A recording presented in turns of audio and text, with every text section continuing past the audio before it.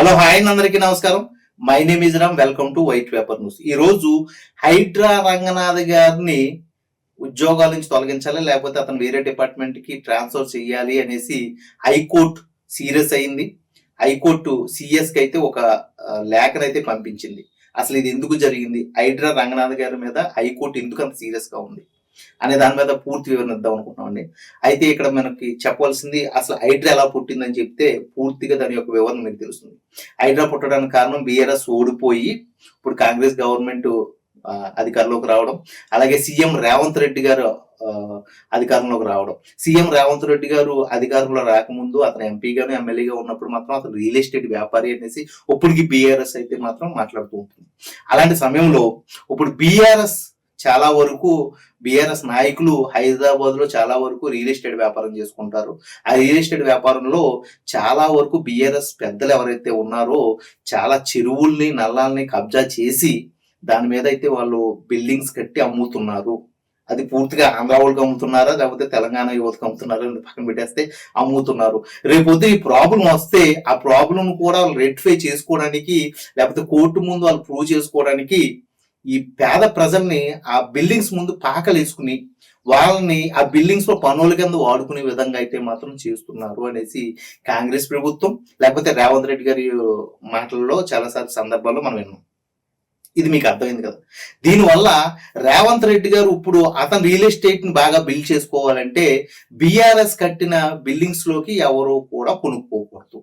So ఆ విధంగా చెయ్యాలంటే బీఆర్ఎస్ కట్టిన ప్రాంతాలు ఏదైతే ఉన్నాయో చాలా వరకు చెరువు లేకపోతే నల్ల ప్రాంతాలు ఉన్నాయి కదా, దీని మీద ఈ హైడ్రా అనేది ఒకటి తీసుకొచ్చి ఈ హైడ్రా అనేది ఏం చేస్తుంది అంటే చెరువుల్ని కబ్జా చేసినా లేకపోతే నల్లాలని లేకపోతే గవర్నమెంట్ భూములు కబ్జా చేసి ఎవరైతే బిల్డింగ్స్ కడతారో వాళ్ళని తొలగించి ఇది కోర్టుతో కానీ లేకపోతే గవర్నమెంట్ తో సెంట్రల్ గవర్నమెంట్ తో పని లేకుండా ఒక్క స్టేట్ గవర్నమెంట్ మాత్రం డెసిషన్ తీసుకుని ముందుకెళ్లే విధంగా ఒక స్ట్రాంగ్ ప్రొటెక్షన్ అనేది ఒక హైడ్రా నిర్మించి దానికి దానికి కమిషనర్ గా అయితే మాత్రం హైడ్రా రంగనాథ్ గారిని పెట్టారు. అలా హైడ్రా రంగనాథ్ గారు ఒక పోలీస్ డిపార్ట్మెంట్ పోలీస్ స్టేషన్ పెట్టుకున్నారు. అలా చాలా వరకు బిల్డింగ్లు పడగొట్టారు, చాలా వరకు ఈ పేద ప్రజల యొక్క పాకలు కానీ ఇవన్నీ కూడా తీయించేశారు. గతంలో దీని మీద చాలా వరకు విషయాలు వైరల్ అయిన న్యూస్ చూశారు మీరు.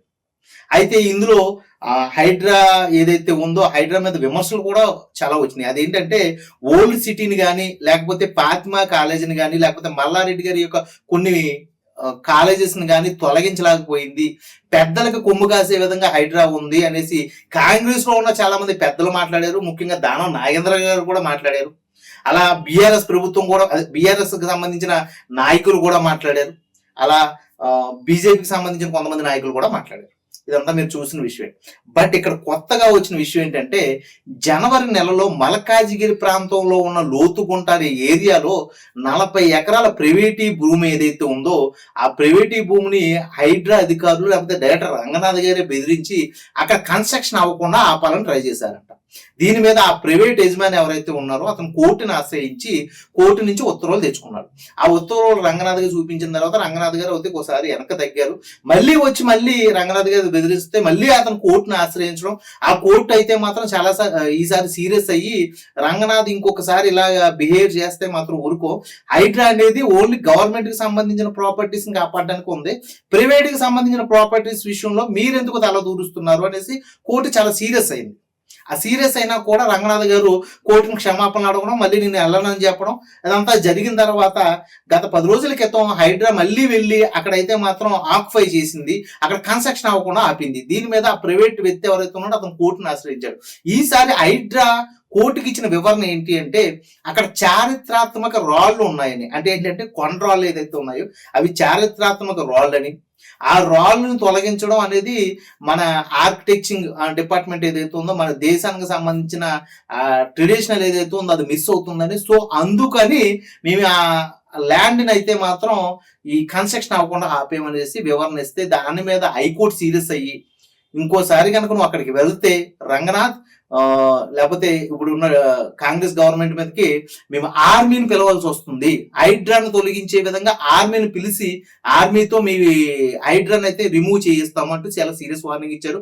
దానికి హైడ్రా రంగనాథ్ గారు కూడా వివరణ ఇవ్వలేదు, స్పందించకపోవడంతో ఈసారి హైకోర్టు చాలా సీరియస్ అయ్యి సిఎస్ కు ఒక లెటర్ రాసింది. హైడ్రా రంగనాథ్ గారిని ఇమీడియట్ గా తొలగించి ఇంకో కొత్త వ్యక్తిని పెట్టుకుంటారా, లేకపోతే మా స్టైల్లో మేము వెళ్ళమంటారా అంటూ హైకోర్టు అయితే మాత్రం సీరియస్ అయింది. ఇందులో మనం ముఖ్యంగా వివరణ తెలుసుకోవాల్సింది ఏంటంటే, ఆ ప్రైవేట్ భూమి ఎవరిది?